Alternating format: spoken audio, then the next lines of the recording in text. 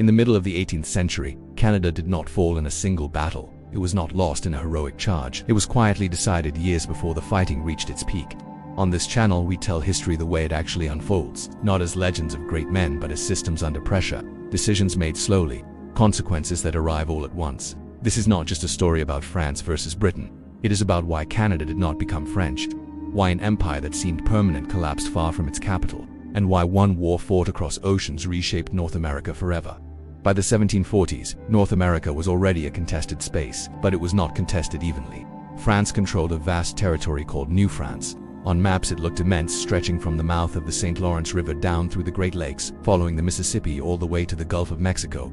Britain's colonies, by contrast, were narrow and crowded. 13 colonies pressed tightly along the Atlantic coast, dense, growing, restless at first glance. France seemed dominant, more land, strategic rivers, powerful alliances with indigenous nations. But geography can deceive. New France was large, but thin. Its population was small, fewer than 70,000 settlers scattered across thousands of miles. British North America held more than 1 million people, and that number kept rising. This imbalance shaped everything. France governed its colony as a military administrative system. Forts governors, supply lines controlled from Europe, order came from above. Britain's colonies grew chaotically. Farmers, merchants, shipbuilders, traders. Power flowed upward from local interests rather than downward from imperial design. Neither system was wrong, but one was far more adaptable. And as global tensions rose, adaptability mattered. Europe in the mid-18th century was locked in a cycle of wars, dynastic disputes, trade rivalries, colonial competition. Conflicts rarely stayed local. When Britain and France competed in Europe, the fighting spilled overseas. When they fought overseas, the stakes became existential. North America was no longer a frontier, it was a balance sheet, and both empires knew the numbers were not in France's favor. The 7 Years' War did not begin in Europe. It began in the forests of the Ohio Valley in the early 1750s. Both France and Britain claimed this region, not because it was wealthy but because it connected everything. Controlled the Ohio Valley, and you controlled movement between Canada and Louisiana. Lose it, and New France would be cut in half. Britain moved first, sending colonial militias westward. France responded by building forts. The early clashes were small, ambushes, skirmishes, patrols, disappearing into the woods. Then a young British officer named George Washington made a decision. He attacked a French scouting party. The fight was brief. The consequences were not. France treated it as an act of war. Britain backed its officer. What had been a frontier dispute escalated into a global conflict. By 1756, Europe was at war. So were the Caribbean, India, Africa, and North America. But here is what made this war different. Britain decided to commit fully. Previous wars had treated colonies as secondary theaters. This time, Britain saw North America as decisive. France did not. At first, France performed well. Its commanders understood the terrain. Its alliances with indigenous nations were strong. French forces moved quickly, striking isolated British forts. Britain struggled. Colonial militias lacked coordination. British generals underestimated the environment. Then Britain changed its system. In London, strategy shifted from containment to elimination. The goal was no longer to compete with France in North America. It was to remove France entirely. Money poured in. Ships were built. Professional troops were deployed in unprecedented numbers. Britain used what it had always done best: naval power and logistics. The Royal Navy tightened its grip on the Atlantic. French supply ships were intercepted. Reinforcements slowed, then stopped. New France depended on Europe for weapons, food, and manpower. As the blockade tightened, the colony began to starve. Meanwhile, Britain leveraged its population advantage. Colonial forces were reorganized. Supply chains improved. Roads were cut through forests. This was not glamorous warfare. It was slow, expansive, methodical. France faced impossible choices: defend the interior forts or protect the cities, support allies or conserve food for winter, fight aggressively or wait and weaken.